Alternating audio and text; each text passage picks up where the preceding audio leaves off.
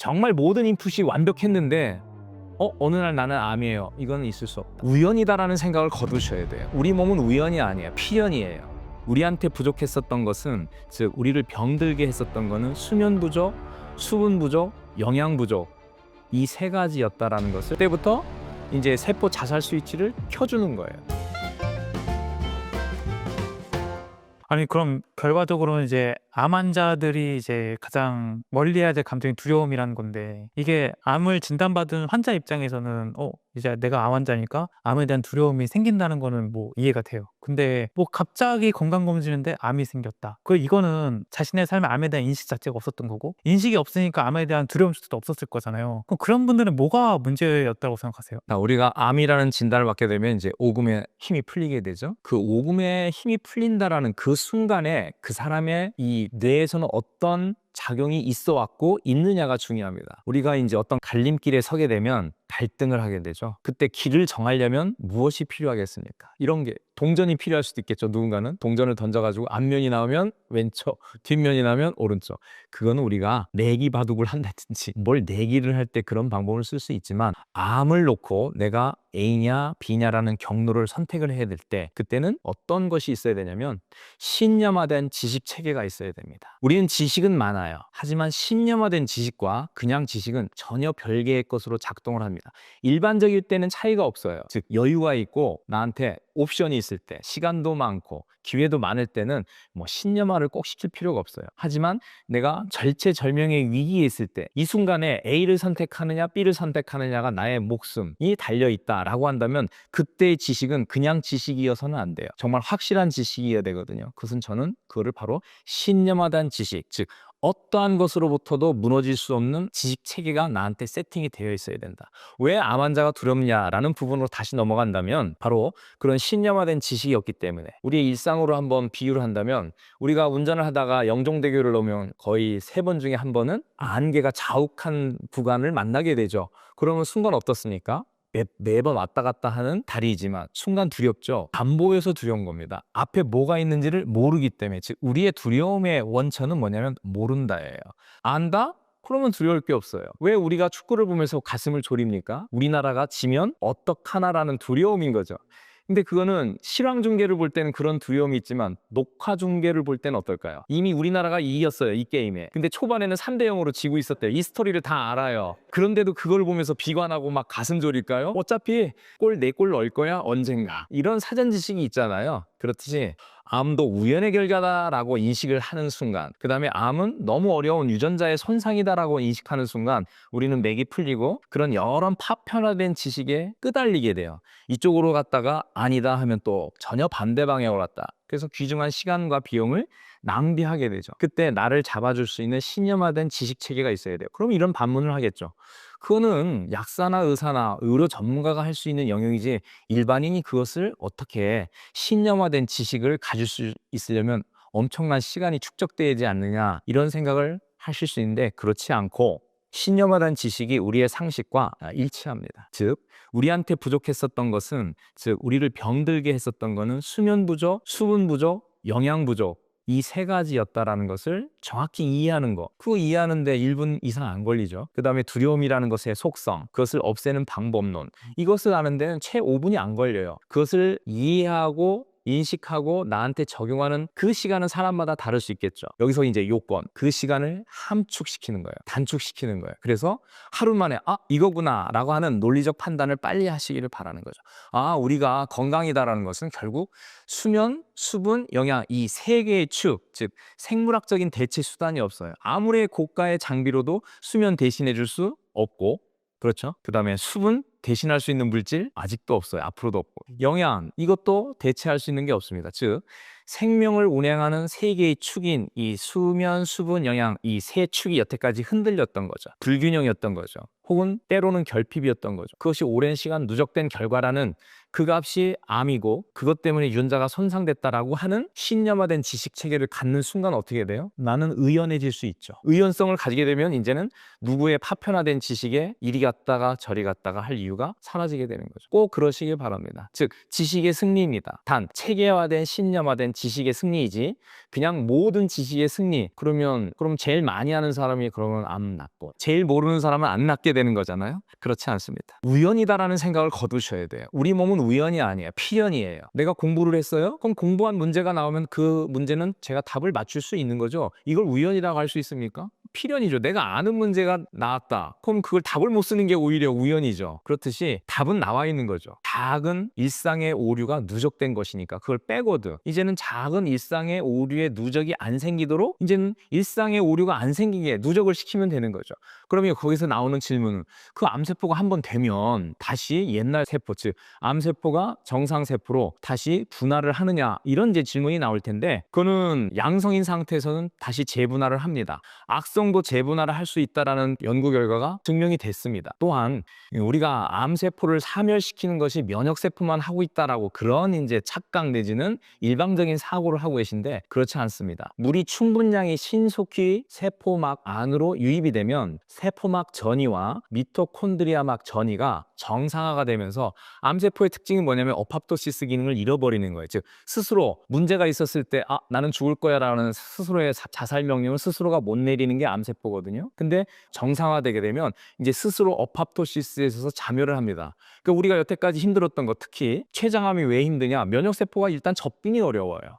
울타리가 두껍기 때문에. 그럼 그때는 그러면 원래 췌장암은 죽는 거야? 어려운 거야? 5% 가능성밖에 없는 거야? 이럴 거냐라는 거예요. 그 위안을 드리기 위해서 하는 말씀이 아니라 물은 그 틈을 뚫고 들어갈 수 있거든요. 그렇죠? 그래서 세포막과 미토콘드리아 막의 전이차를 정상으로 놔서 그때부터 이제 세포 자살 스위치를 켜주는 거예요. 그런 방법도 있기 때문에 원칙적으로 암세포가 정상세포로 재분하는 시점을 놓쳤다 하더라도 면역세포가 힘을 제대로 쓸 수 있는 시점을 또한 놓쳤다 하더라도 물이라고 해서 똑같은 물은 아니거든요. 정말 우리 세포 속에 즉 아쿠아포린이라고 하는 수분 전용 통로를 가장 많이 발현시킬 수 있는 정말 좋은 생수를 먹는 샘물을 충분량을 마셔준다면 세포막과 미토콘드리아 막의 전이차를 정상으로 회복시키는 거. 그래서 아까 말씀드렸던 그분은 물하고 또 다른 영양성분 딱 두 가지만 먹었는데 병원 수술실에서 2시간 반을 찾았는데 못 찾았다라는 결론이 바로 우연이 아니라 필연이다, 기계적 결과다라는 것에 증명이 되어지는 거죠. 아니 제가 이제 진짜 수없이 많은 암 전문의 선생님들을 인터뷰하고 또 실제 암 환자도 인터뷰를 하고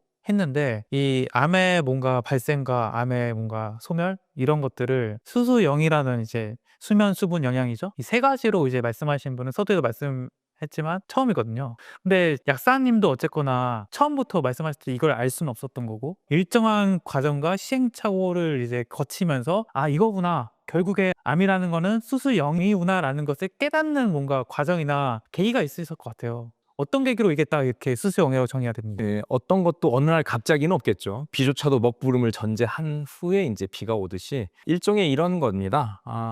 우리가 누구를 본받아야겠다라고 했을 때 이제 누가 떠오르느냐. 보통 의학 전문가다 한다면 이제 화타, 허준, 히포크라테스 이렇게 그런 성인분들을 떠올릴 텐데 저는 조금 다르죠. 좀 공학적인 접근을 해야 되겠다라는 생각을 했는데 그것은 이제 후에 그렇구나를 느꼈고 제가 사고를 했는데 그 사고는 아마 우연이고 그 우연 이전에 여러 가지가 뭔가 쌓여서 그런 니즈가 내 마음속에 있었겠지만 결과적으로 보니까 저의 사고 방법이 일론 머스크식 사고 방법과 많이 유사했더라라는 거예요. 여기서 이제 또 자기 잘난 맛이 될 텐데 그냥 단순히 그냥 팩트만 소개하자면 일론 머스크가 그렇게 짧은 시간에 물론 우수한 머리를 갖고 있으니까 누구나 그렇지라고 하겠지만 그보다 더 우수한 머리가 또 지구에는 있거든요. 하지만 퍼포먼스는 그와 같은 퍼포먼스를 내기가 어렵죠. 그건 무슨 차이냐? 이 사유법, 사고법의 차이라고 봅니다. 그런 4가지의 사고를 한다고 합니다. 그것은 이제 그러니까 사유의 알고리즘이라고 하는데 그건 누구나한테 적용돼도 좋을 거라고 생각합니다. 암 환자뿐만 아니라 첫째, 질문을 던지는 거예요. 우리가 흔히 아까 정보의 일관성, 수백 년 전부터 이 정보가 맞다라고 한 것이 정말 맞느냐라고는 아주 근원적인 질문을 던져보는 거죠. 왜? 그것이 정말 맞는 답이었다면 지금 이 문제를 해결해 놓고 있어야 되는데 못하고 있었다. 그러면 충분하지는 않다라고 봐야 되죠. 필요한 내용일 수는 있어도 그 정보가 충분하다고는 할 수는 없는 거죠. 그렇죠? 그럼 거기에는 분명히 정보가 아닌 정보가 끼어 트여 있을 확률이 높아요. 그럼 그 다음 작업은 뭐예요? 삭제, 딜리션을 하는 겁니다. 질문에서 아닌 걸 소거해 나가는 거죠. 그래서 그거를 계속 반복적으로 하는 거죠. 그러면 이제 심플해질 겁니다. 왜? 군더더기, 군사를 다 빼냈기 때문에 이제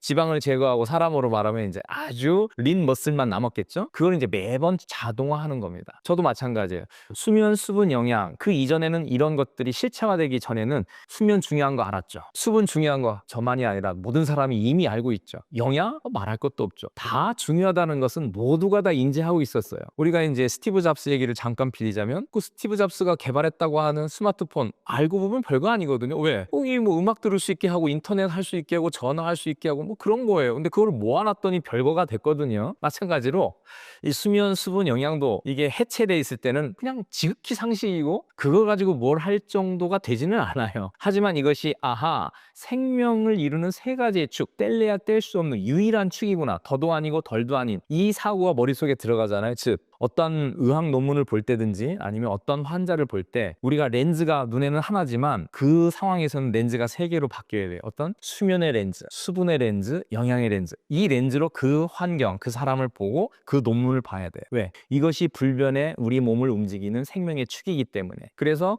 그러한 것들 어느 순간 제가 필요하다라고 이제 점증적으로 느끼게 됐죠. 즉 여기서만큼은 진화론이 맞습니다. 언제쯤인가부터 수면의 중요성, 수분의 중요성을 따로따로는 각인시켜 왔었는데 그것이 어느 순간 인터그레이션, 통합됐던 거는 뭐 늘 우리가 그러죠. 잠자다가 어느 날. 이렇게 잠자다가 어느 날 이전에 그런 누적의 현상이 결과가 그렇게 수수형을 통합해야 되겠다. 그래서 생리와 병리는 전혀 다른 별개의 체계가 아니라 수면, 수분, 영양이 충족도에 따라서 충족돼 있을 때는 생리 상태, 즉 건강 상태, 생리 상태이고 그것이 충족되지 않은 상태, 즉 방전된 상태가 바로 병리 상태, 질병 상태라는 것이죠. 이렇게 정리를 해놓으니까 이제는 모든 논문, 뭐 네이처급 논문이든 사이언스급 논문이든 35,000가지 질환이 우리를 포위하고 있지만 그 모든 질환을 다 이해해낼 수 있는 도구가 된 거죠. 마치 후민정음을 창제하신 이제 세종대왕께서 이것은 모든 백성이 다 알 수밖에 없는 너무나 간단하다. 하지만 너무나 과학적이었죠. 그래서 지금 우리는 전 세계에서 가장 뛰어난 언어 체계를 갖고 있지 않습니까? 마찬가지로 그렇게 이 수면, 수분, 영양 이 세 글자로 그 모든 것을 해석해낼 수 있게 된 거죠. 아까 처음에 이제 암 뭐 얘기할 때 우리가 이제 산소 말씀했잖아요. 산소나 호흡 뭐 이런 거 들어갈 법한데 그거는 빠진 이유가 있나요? 자, 아니 그러면 생명을 논할 때 수면 중요하지만 수분 당연히 필요하지만 아니 그거보다 훨씬 앞서서 중요한 게 산소 아닙니까? 왜? 1분만 숨을 안 쉬면 어떻게 된다며요? 맞습니다. 근데 왜 생명의 3축에서 뺐을까요? 만약에 산소를 합한다면 반드시 합해야 되겠지만 그럼 4축이 되는 거죠. 4축. 근데 이게 있어요. 어떤 거냐? 산소는 우리가 의도적으로 하는 게 아니에요. 그냥 두가 아니라 되어지는 거예요. 매우 중요하지만 되어지는 것, 즉 우리가 임상이라는 문제를 해결하는 거는 되어지는 것은 해결할 필요가 없어요. 이미 되어졌는데 아빠 엄마를 내가 만들 필요가 없어요. 왜? 엄마 아빠가 있으니까 내가 나왔기 때문에. 그럼 내가 나왔다 해서 엄마 아빠가 필요 없는 거 아니죠? 이미 엄마 아빠가 있다는 전제가 있었기 때문에 내가 지금 생명이 지금 활동을 하고 있는 거죠. 그렇듯이 산소는 이미 내가 두한 게 아니라 내가 태어난 게 아니죠. 태어나진 거죠. 그렇죠? 예. 그렇듯이 산소도 내가 호흡을 했다고 하지만 사실은 되어진 거예요. 그렇기 때문에 그 가치로서는 매우 본질적이고 매우 전방위적이지만 전체적인 의미를 갖지만 실행 단계에서 우리가 암을 낫게 한다, 질병을 낫게 한다의 차원에서는 그거는 이미 우리는 자동으로 되어진 거기 때문에 힘을 쓸 이유가, 즉 에너지를 쓸 이유가 없는 거죠. 문제는 하나죠. 그 되어지는 호흡이 산소가 잘 더 되어질 수 있도록 하는 조치를 해야 된다는 거죠. 바로 산소 호흡이 더 잘 되어지게 하기 위해서 필요한 것이 무엇이다? 바로 그것이 수면, 수분, 영양이더라는 거예요. 그러면은 이게 어쨌거나 지금 암을 갖고 계신 수많은 암 환자분들은 다 이 수면, 수분, 영양에 문제가 있다. 문제가 오랫동안 있어 왔다. 그래서 그게 암이라는 형태로 드러난 거다. 근데 나는 잘 먹었거든요. 담배도 안 폈거든요. 운동도 잘했거든요. 저처럼 모범생인 사람 없어요라는 환자분들이 간혹 옵니다.